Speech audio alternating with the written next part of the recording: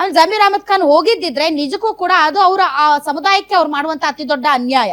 Correct. ಅದು ಅವ್ರಿಗೆ ಗೊತ್ತಿರೋದ್ರಿಂದಲೇ ಅವರು ಇಂಟರ್ಫಿಯರ್ ಆಗಿಲ್ಲ, ಬಂದಿಲ್ಲ. ಮತ್ತೆ ಇನ್ನೊಂದೇನು ಅಂತಂದ್ರೆ ತಮ್ಮ ಸಮುದಾಯಗಳಿಗೋಸ್ಕರ ತಾವು ನಿಂತ್ಕೊಳ್ದೇ ಇದ್ರೆ ನೀವೆಂತ ಲೀಡರ್ ಜಮೀರ್ ಅಹಮದ್ ಖಾನ್ ಅವ್ರೆ?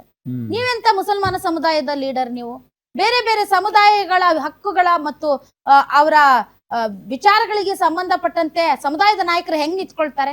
ನಿನ್ನೆ ಫ್ರೀಡಂ ಪಾರ್ಕ್ ಅಲ್ಲಿ ದೊಡ್ಡ ಹೋರಾಟ ನಡೀತು, ಜೈ ಭೀಮ್ ಅಂತ. ನಿಜ, ನಮ್ಗೆ ಅನ್ಯಾಯ ಆಗ್ತಾ ಇದೆ ಅಂತ ಅತಿ ದೊಡ್ಡ ಸಂಖ್ಯೆಯಲ್ಲಿ ಜನ ಸೇರಿದ್ರು. ಸ್ವತಃ ಆ ಸಮುದಾಯದ ನಾಯಕರುಗಳು ಬಸ್ಗಳಲ್ಲಿ ಎಲ್ಲಾರನ್ನು ತಂದು ಕೂರಿಸಿದ್ರು ಫ್ರೀಡಂ ಪಾರ್ಕ್ ಅಲ್ಲಿ.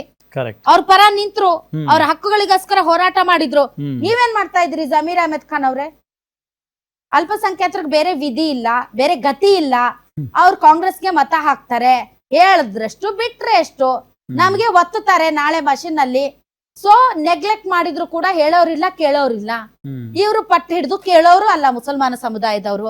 ಏನ ಇವತ್ತು ದಾವಣಗೆರೆ ದಕ್ಷಿಣದಲ್ಲಿ ಒಂದ್ ಸ್ವಲ್ಪ ಪಟ್ಟು ಹಿಡಿದು ಕೇಳ್ತಿದ್ದಾರೆ, ಅದರ್ವೈಸ್ ಅವ್ರಿಗೆ ಬೇರೆ ಚಾಯ್ಸ್ ಇಲ್ಲ. ಹೌದು, ನಿಮ್ಮ ಸಮುದಾಯದ ಪರವಾಗಿ ನೀವು ನಿಂತು ನಿಮ್ಮ ಸಮುದಾಯದ ಪರವಾಗಿ ಹೋರಾಟ ಮಾಡಿ ನಿಮ್ಮ ಸಮುದಾಯಕ್ಕೆ ಬೇಕಾದದ್ದನ್ನ ಕೊಡಿಸೋದಕ್ಕೆ ಶಕ್ತಿ ಸಾಮರ್ಥ್ಯ ಇಲ್ಲದೆ ಇರುವಂತ ನೀವೆಲ್ಲ ಲೀಡರ್ಸ್. ನೀವು ಎಂತ ಸೀಮೆಲೆ ಲೀಡರ್ ನೀವು ಜಮೀರ್ ಅಹಮದ್ ಖಾನ್ ಅವ್ರೆ?